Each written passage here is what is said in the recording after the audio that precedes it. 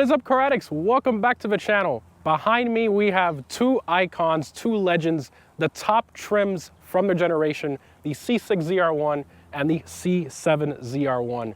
Absolute monsters of their time, record-breaking. The C6 ZR1 came out in 2009 with an incredible 638 horsepower. Just really sit back and think about what car had that much horsepower back then. 10 years later, the C7 ZR1 came out with 755 horsepower from the factory. Just absolutely insane.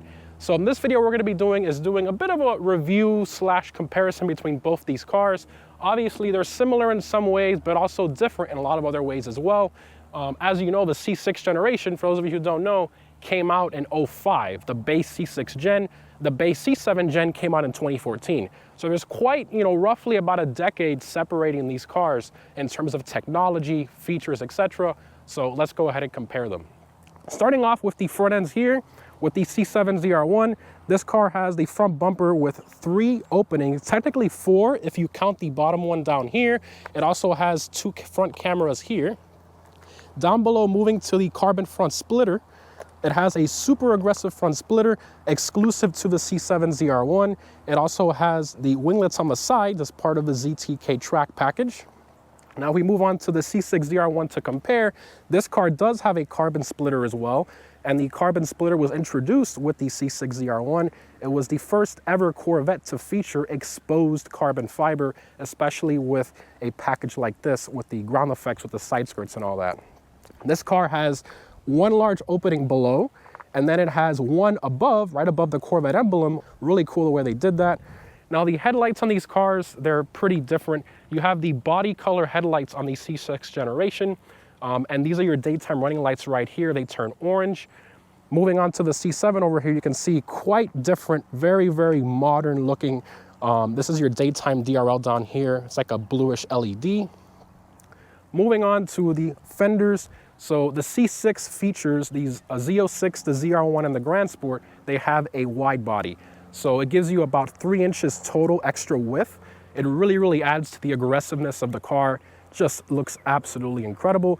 On the C7 ZR1, you have the same thing. Now, comparing to the C6 and the C6 Z06 and the C6 Grand Sport, the wide bodies were pretty much the same for the most part, with a little bit of venting on the fenders.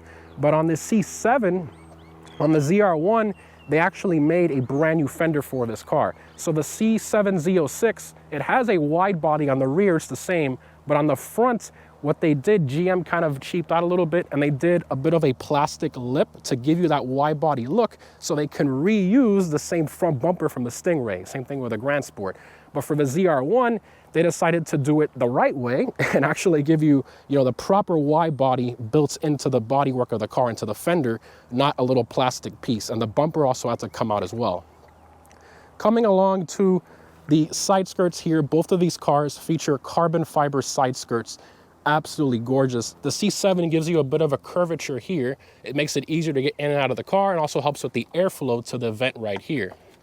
Now on the C6, they made it literally just perfectly straight, not really many lines to it, but it's functional and it works. Plus it also has a rock guard here, and it also helps move air around this tire as well. On the sides here, we have a vent that goes right to your rear brakes. And same thing on the C7, although it's a bit larger on the C7. Coming on here to the front fenders, a little bit more to mention here. This car has a visible carbon fiber fender vents. It's a twin blade system, which you do have kind of similar on the C6 ZR1. You have it right here, but they did a bit of a different design. They did 2 here separately. And if you ask me personally, I think the C7 Grand Sport looks a bit closer, the fender, the design, compared to the C7 ZR1. I always felt this one didn't look as similar to the C6 ZR1, but that's just me. Now the ZR1 logo is placed on the fender on the C6 ZR1, and it says supercharged, really nice with the blue accent. For those of you who don't know, the theme of the ZR1 is blue. You got the blue logo here, you get the blue brake calipers, you get the blue on the supercharger, kind of tying it all in together. Really cool the way that GM did that. Onto the C7 here, instead of putting the ZR1 logo on the fender, they decided to put it on the hood, which looks different, you know, a bit more unique. And then of course you have tons of carbon fiber on the hood of this car. I mean, just beautiful work. And then they did sort of like a V pattern where the carbon meets right at the center, kind of like a V shape. And that's carried from the hood all the way down to the front splitter as well. I mean, just really cool the way that General Motors did that. Continuing here to the mirrors. So the C7, the mirrors are a bit more squared off, whereas on the C6, they're a bit more rounded. I think this looks a bit more dated if you ask me. You know, back in the early 2000s, a lot of the cars, they had more like curvy mirrors, kind of like that teardrop shape. Supposedly, according to GM, this is more aerodynamic, even though it doesn't look more aerodynamic, but supposedly it is. So I guess we'll take GM's word for it. Moving on to the roofs here. C6 ZR1, first ever Corvette to feature exposed carbon fiber roof. This is gorgeous. And a fun fact about this carbon, a lot of people are concerned, you know, what about the sun, you know, beating down on this carbon? You know, it's really gonna affect the clear coat. Well, what GM did was, this clear coat, believe it or not, it's not a standard vehicle clear coat. What they did was, they mixed in an additive into the clear coat, which cost $60,000 per gallon, which kind of preserved the carbon from the UV rays from the sun, so that it wouldn't, the sun wouldn't go through and mess up the clear coat, because carbon heats up quite a bit. They did that for this car, and it's on all the carbon fiber of this car. Now, moving on to the C7, GM did not do that, unfortunately. So you have to really take care of the carbon on these cars. I highly recommend PPFing any C7 you have. PPF all your carbon fiber to protect it as much as you can. Even on this car, which is indoors pretty much its whole life, the carbon is starting to yellow in certain areas, which is a common issue on pretty much all the C7s, any C7 that has carbon fiber. GM does not make their own carbon fiber. They use a supplier for all the carbon fiber that they use. Continuing here to the rear quarter panels, you of course again have the wide body, pretty significant on both cars. You can see it there. I mean, just adds to the aggression, man. It really, really needs it. It just looks so, so good. In terms of the doors, both cars have electronic door poppers. You can see the button right in there. And moving on to the C6, we have the same thing, but this one you can actually stick your entire hand in here, whereas on the C7, you kind of like half your hand. But this one also has the door popper as well. Moving on to the rear quarters again here, this car has a carbon fiber vent. This goes right into your rear differential and your transmission. So it adds cooling for those components of the car. Whereas on the C6, it does not have that, unfortunately. It instead utilizes airflow from underneath the car and other parts of the car. Continuing to the hatch, this car, all the C6s, they had a curved glass, which looks really good, pretty iconic from the Corvette. We saw that with the C5, just looks really, really good. But again, no venting here. On the C7, General Motors went a little bit different. They decided to separate the windows. They have a separate glass here, and then they have a flat glass up top here, which, I mean, if you ask me, I feel the C7 looks a bit better. Kind of gives it a sort of mid-engine design, somewhere like in between. I just love the way they did this. Continuing here to the rear spoilers. So this car does have a little tiny spoiler here. It kind of flattens out the back end in preparation for the massive wing on top. So that is the ZTK track pack wing. It provides, I believe, over 900 pounds of downforce at over 150 miles an hour, something like that. It's absolutely ridiculous. It really, really plants the back end of this car and significantly improves lap times on most tracks. And let's be honest, it looks pretty damn cool as well. When you see this car from far away, you know it's a ZR1. On to the C6. So, I mean, this was the first ever Corvette, I believe, to feature a rear spoiler. It's not a rear wing, that's a rear wing. This is a rear spoiler. Little tiny little ducktail there. And most people look at it and they're like, oh, that probably does nothing to the car. It actually does help, especially at high speeds. It provides a lot more stability on the back end. The C6s at higher speeds, they tend to have a little lift out back. So this gives you a slight amount of downforce, and it also cleans up the airflow And if you look at this body line right here, it kind of follows this line right here as well. So, I mean, it's functional. It's not just for styling. Continuing to the taillights. The most controversial part of the going from the C6 to the C7, GM unfortunately stopped doing the circular taillights, which a lot of the, let's say older folks, they were a bit not happy about. And to the C7, they did sort of like, like a hexagon? It's a really weird shape, more like angular and squared off. It looks kind of like Lambo-esque. But it does look a bit more modern, and honestly, at first, I didn't like it too much either, but it did grow on me, as did a lot of others as well. Continuing down here to the rear bumper, so I guess you can call this a diffuser slash bumper. So you have a nice carbon flash metallic black rear bumper, and then you have the exhaust out back, the quad exhaust, really iconic from the Corvette, and then you have the ZR1 logo placed right here in the center below the Corvette emblem, and the third brake light up here as well. Onto the C6 ZR1, you have the ZR1 logo. Instead of here, they have it in the bottom left corner there.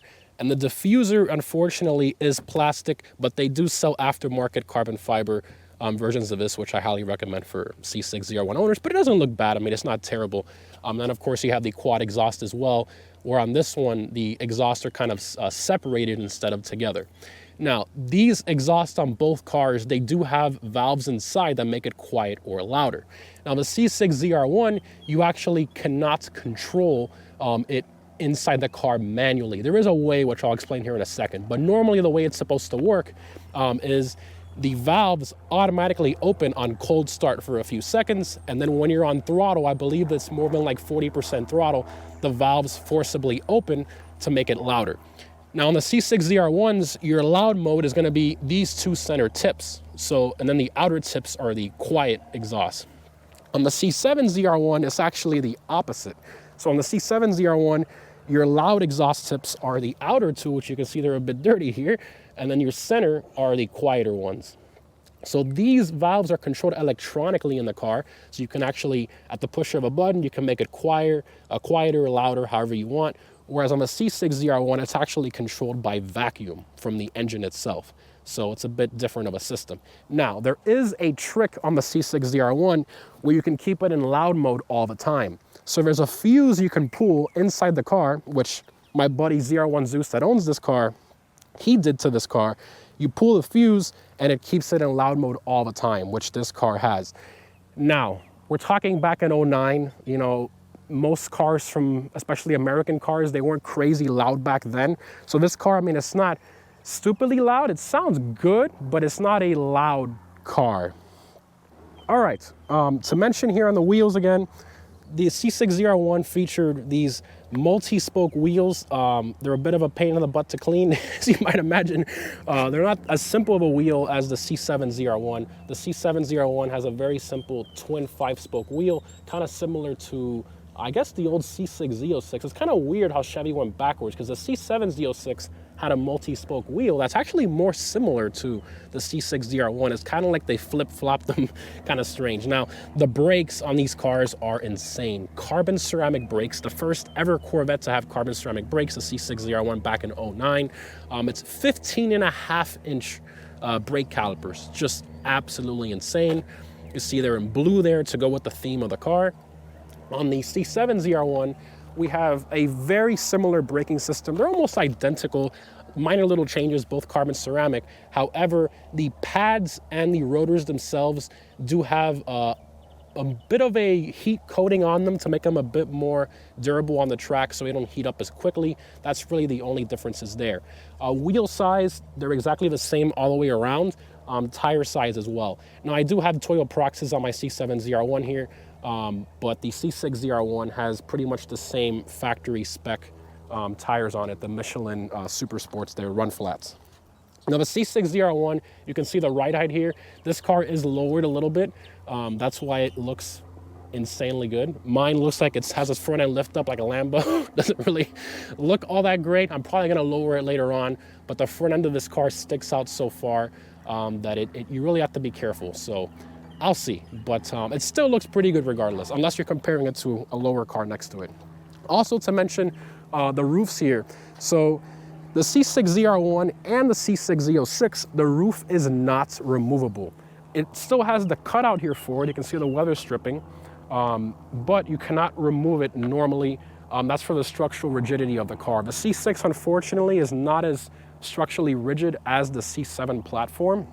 So on the C7 ZR1, you actually can remove the roof. And for the first time ever, Chevy even made the C7 ZR1 optional and convertible, the soft top convertible. So that just goes to show how structurally rigid the chassis of the C7 platform is. All right, now onto the hoods. I wanted to do this part kind of the same as when we do the engine review. So the hood of the C6 ZR1, very, very unique. It does have sort of like a hood bulge effect to it right here. It goes upwards to kind of go around the supercharger.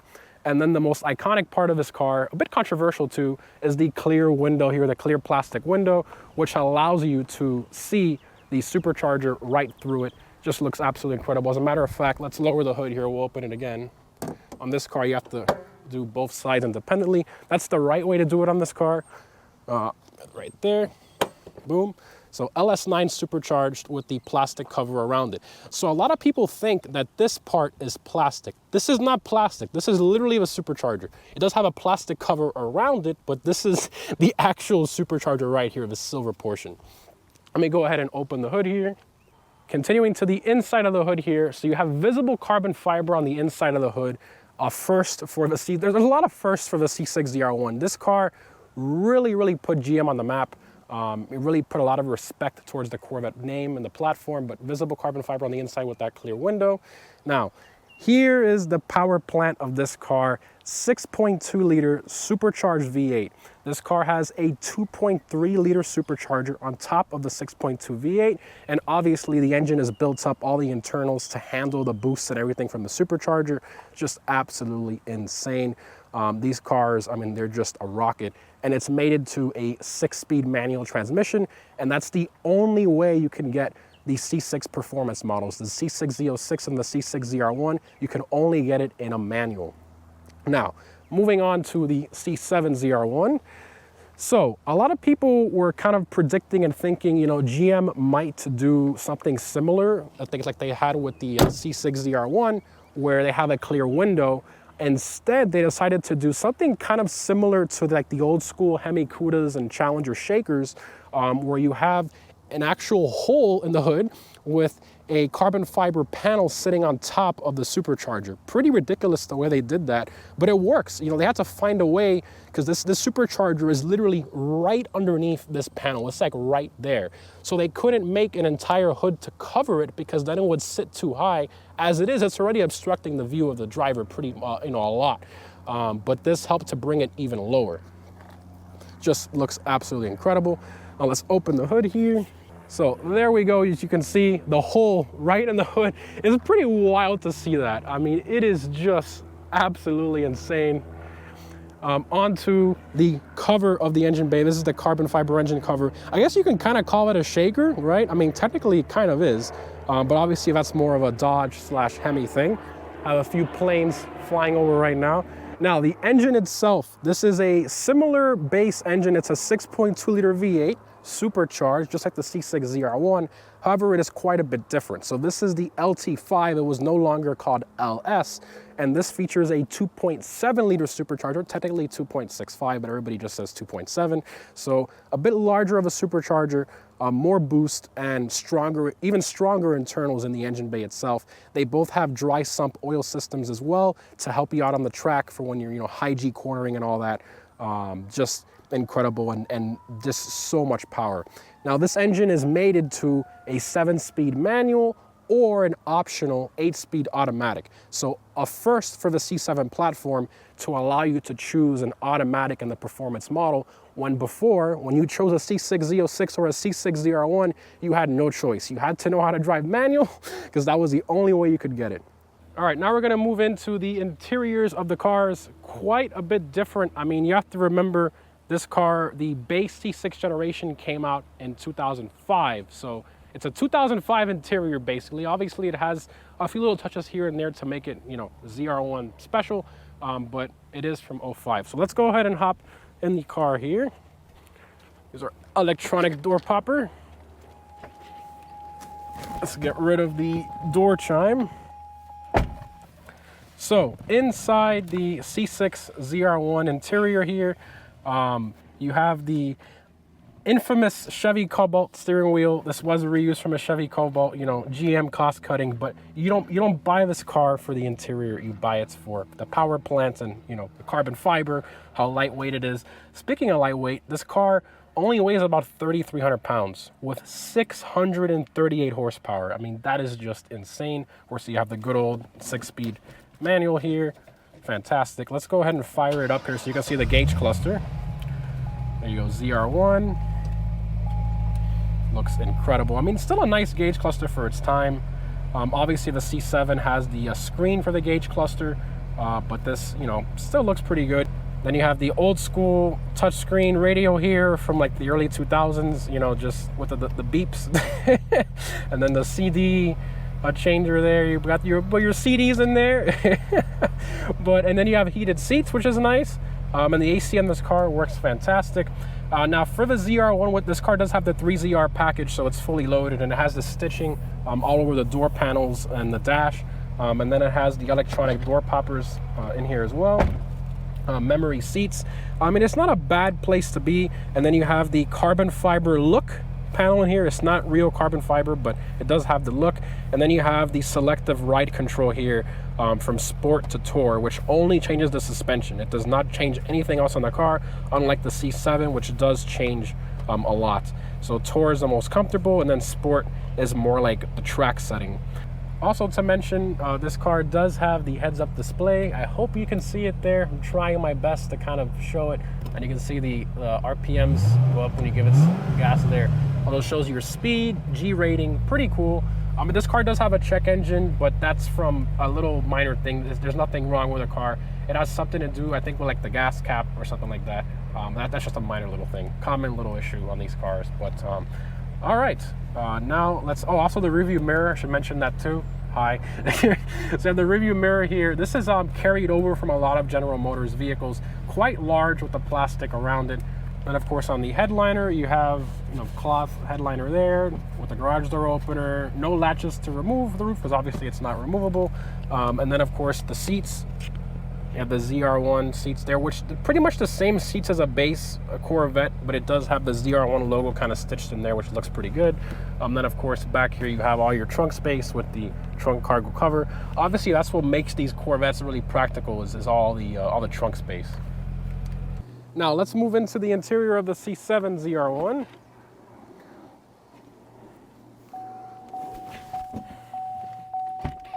Remember guys, there's about 10 years difference in here. So of course you have the screen when you fire it up. You see Corvette logo loading up and everything. And we of course have the screen right here in the center of the gauge cluster, and also your radio screen here. So let's go ahead and fire it up. Very quiet. Let's put it in tour mode so you can actually hear me. All right, we got it in quiet mode now so you can actually hear me talk. That's how loud this car is. So first thing, carbon fiber steering wheel, top and bottom. I mean, just looks absolutely incredible. You got the ZR1 logo here, which is kind of tough to see, but in different lighting, you can kind of see it. You got the paddle shifters, because of course this is the 8-speed automatic with the paddle shifters. Moving on to the gauge cluster, it actually changes when you go into different modes.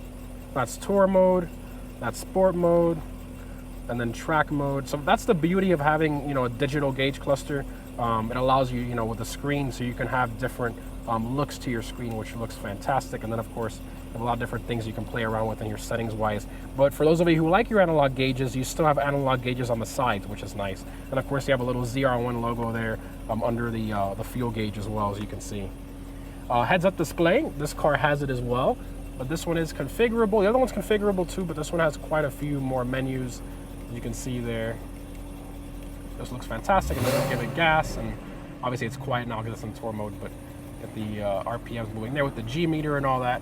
Moving up to the headliner, this is where we have a big difference too. So you have suede or Alcantara sun visors, then you have the diamond stitch pattern on the roof, and of course you have the rear view mirror, which looks fantastic. Now something I don't like, these are actually touch sensitive buttons. They're not actual buttons, so you can accidentally press it if you're cleaning it or whatever. So make sure the car is off when you're cleaning that. But other than that, and then you got the little latches here, so of course you can take off the roof.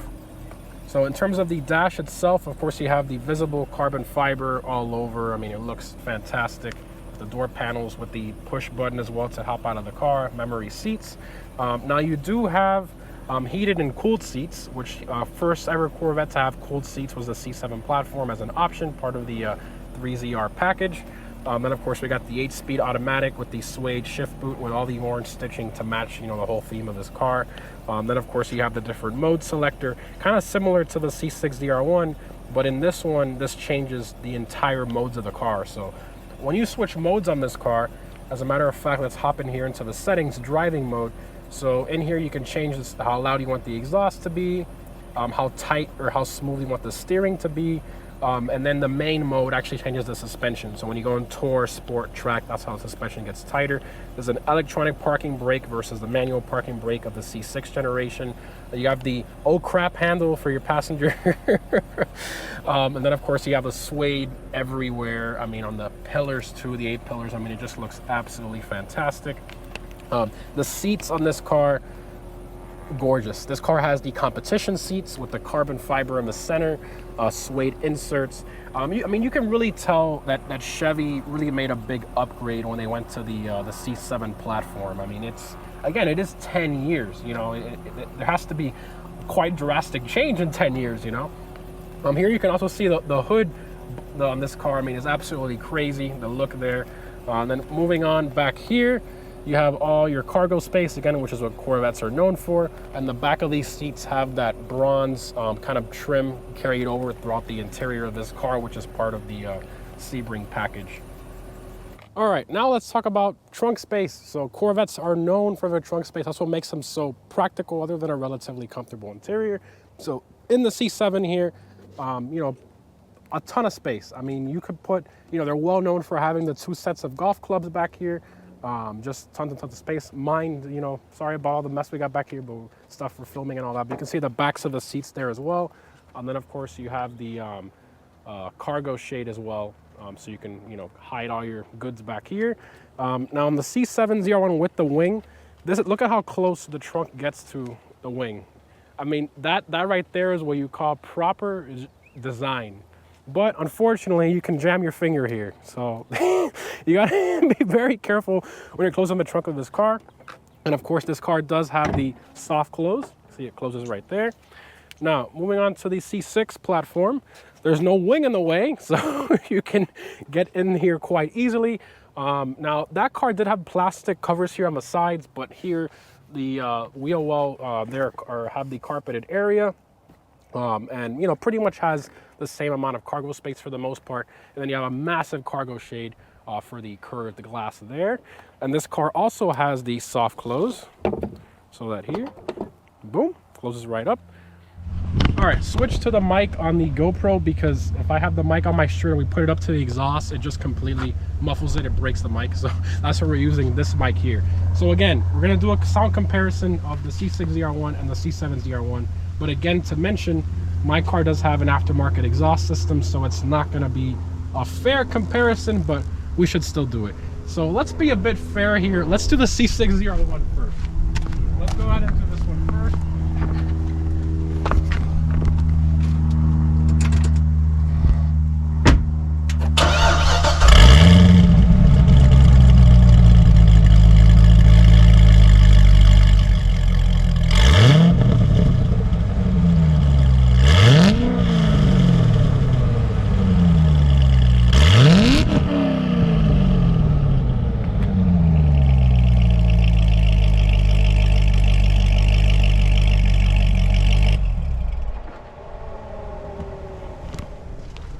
Not bad, pretty good. I mean, this car is 100% stock, and it does have the valves forced open like I talked about.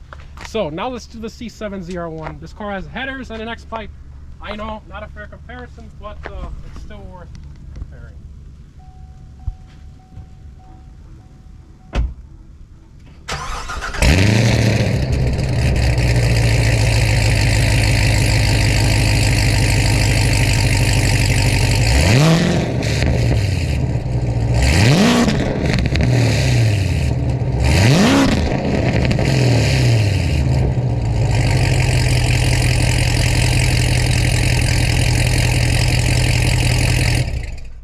So there you go, sound comparison between the two, quite a bit different. But again, the C6 ZR1, it's not fair because this car is 100% stock. And my car has headers, X-pipe with the valves open, very, very loud. But even a stock C7 ZR1 is stupidly loud as well. My buddy, my main Tangerine Garage, he has a stock C7 ZR1, which I wish was here, but is not here right now. But definitely in the future, we'll do maybe some comparisons between a modified ZR1 and a stock one. I definitely have a lot more videos planned. You guys definitely stay tuned for that. So the next thing we're gonna go ahead and do here is a drive comparison. So I'm gonna be driving the C6 ZR1 first. I'm gonna do a little bit of a review, some pulls here and there, and then we're gonna hop in the C7 ZR1 and do the same thing. Obviously a bit biased because I own the C7 ZR1, but the C6 ZR1 is an incredible, incredible platform, and I'm really, really excited to drive this. So let's go ahead and do it. All right, driving the C6 ZR1. Man, what a wild difference. I mean, I had a C6 Z06 before I got the Viper, which was what, like 2 years ago? So I'm fairly familiar with the C6 platform. But the ZR1, I mean, you can just feel how much more of a special car this thing is. It truly, truly feels like much more of a special car. And of course, the manual is amazing. In first gear, this car has no traction, so I'm not even gonna try. Second, let's go roll into it. Jesus. Oh my God.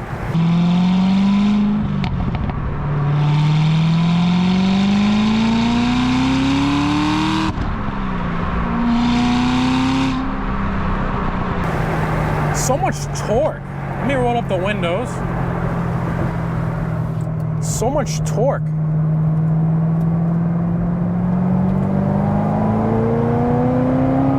Gee, oh my God. Wow. Man, it is a torque monster. It's just pure torque. That's all you feel. It's just pure torque. Second gear is useless though. And second gear, it just spins. Going down to second here. The spinning.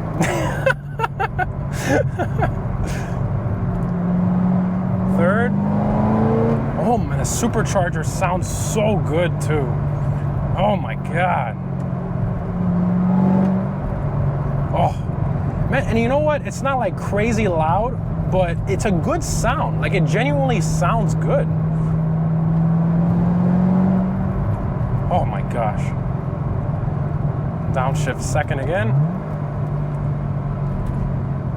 If I can get a little bit of traction here. Spinning.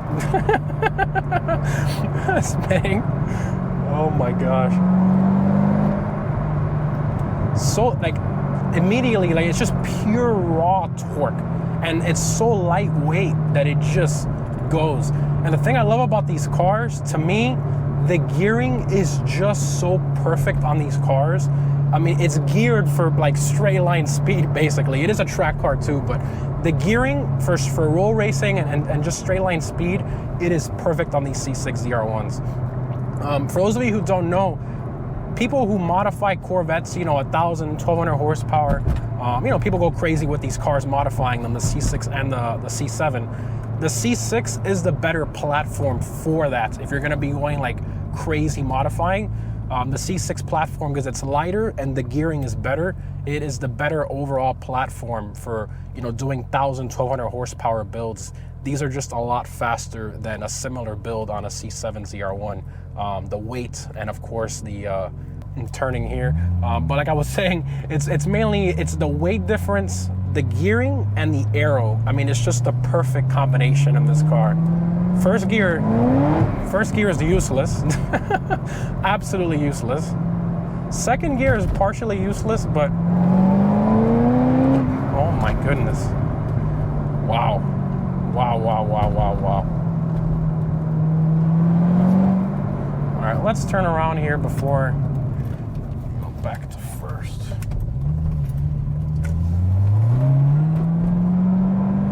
And you can hear the supercharger on this car too pretty well. Second.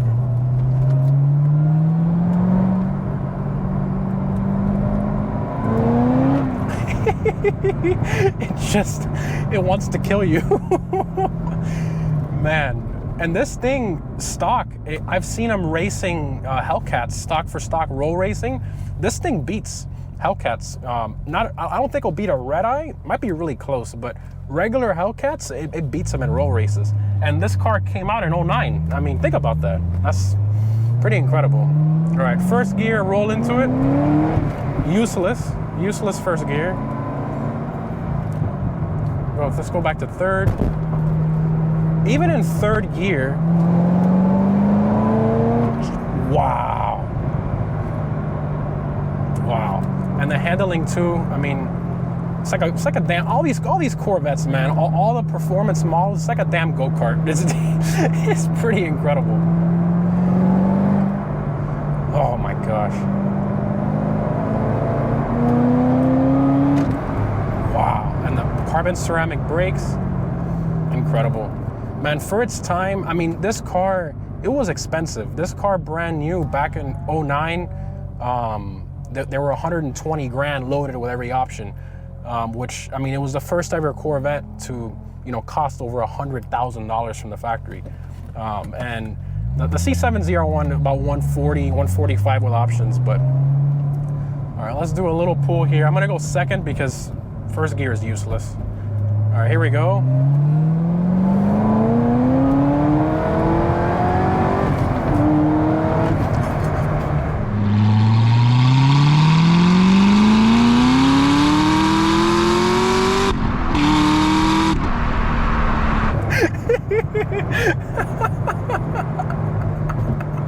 It just puts a smile on your face. It's so good, man, and it builds power so nice too, man. It's the power curve. It's so progressive, man. Well, sweeper here. I will say the steering, to me at least, on the C7 ZR1 feels a little more precise. This feels nice, but I don't know. This car, I mean, you can definitely feel how much lighter it is, that's for sure. But, I mean, it's just so torquey. Like, that's your first thought when you drive it. It's got just so much torque. I guess the gearing and everything, like I was saying earlier, this just feels more fun, to be honest. I hate to say it. The C7 ZR1's amazing. I feel like if that car had the manual, it would be probably as fun. But without the manual, I don't know. It's still a nice car, but with the manual, man, the manual transmission with these cars is what really makes them fun. Oh man, this is really making me want one of these. I don't need two Corvettes. Oh man. Oh, it's so good. I love it.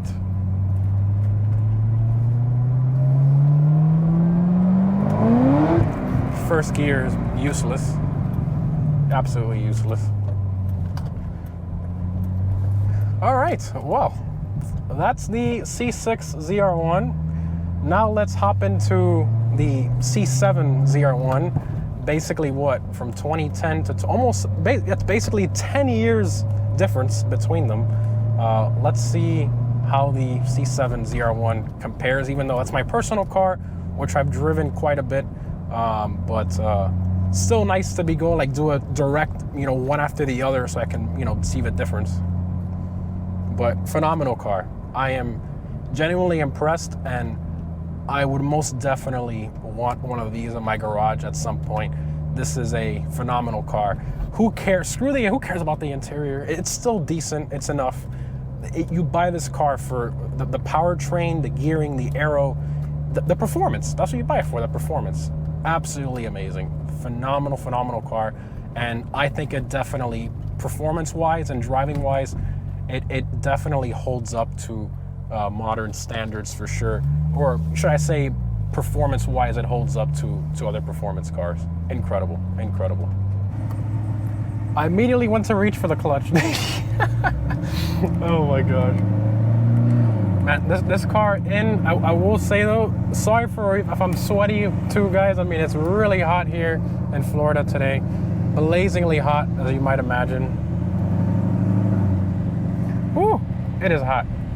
Got the AC going here.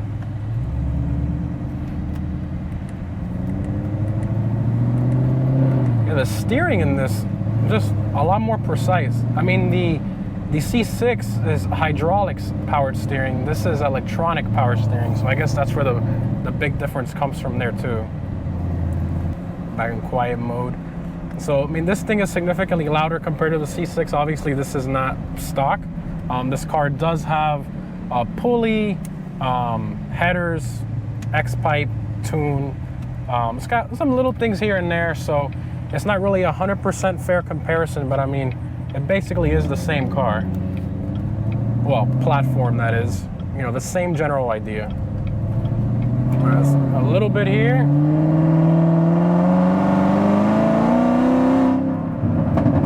Then you get the pops. Oh.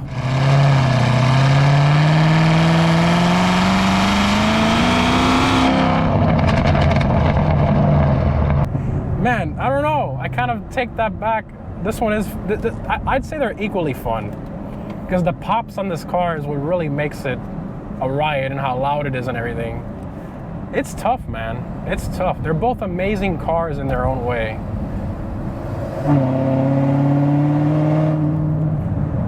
Oh, man, it just sounds so good.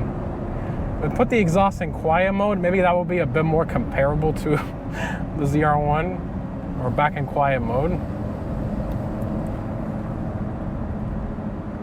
Got a little gas here. The valves still open up either way. Mess around with the paddles a little. Let's go back in sport mode. Oh, sounds so good. Just sounds so good, man.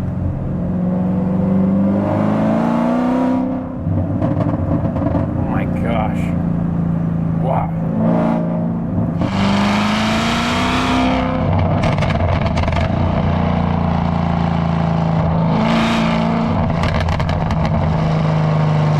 Every time, I mean, I do own this car, so I mean, but it's every time I drive it, it really shocks you how fast it is. These things, especially this car. 10 years of difference in evolution, and I mean, you can definitely feel it, hear it, see it. But man, it kind of makes you want to own both of them. You have like that more raw experience with the C6 ZR1, and then in this car, you know, you have a more comfortable, I guess, faster, it's more like it has more amenities, you know. A lot of people say the C7 platform is a little bit too tame. I can kind of agree there, but I mean, if you turn off traction control and you're driving a manual C7, I mean, it's all there. First gear in this car is also useless, but first gear in this car is a lot shorter compared to the other one. Let's try second. See, this car, I have the Toyo tires, so it hooks up pretty well. The C6 ZR1 was running on a similar tire spec to what it came with from the factory, which is more along the lines of like 2009, 2010 tire technology, so not the best, but it's still impressive that it's spinning essentially, you know, 335s.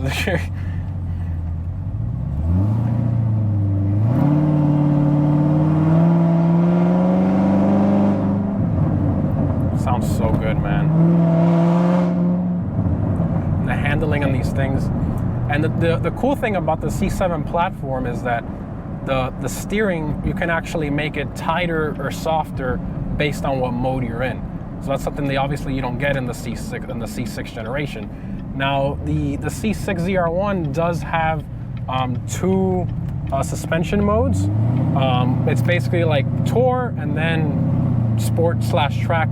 This car has like 3 different suspension modes, different exhaust modes. So I mean, it does have a lot more features than the C6. But I mean, for some people, you know, that's just a bunch of stuff that they're not really going to use that much, or they don't really care about. Again, the C6 is a lot more raw. So fast. It's so. I don't know. To me, it feels like we go with like a similar gear. Yeah, no, this one kicks you harder than the C6. The C6 is more like a progressive curve. All right, let's hit it here.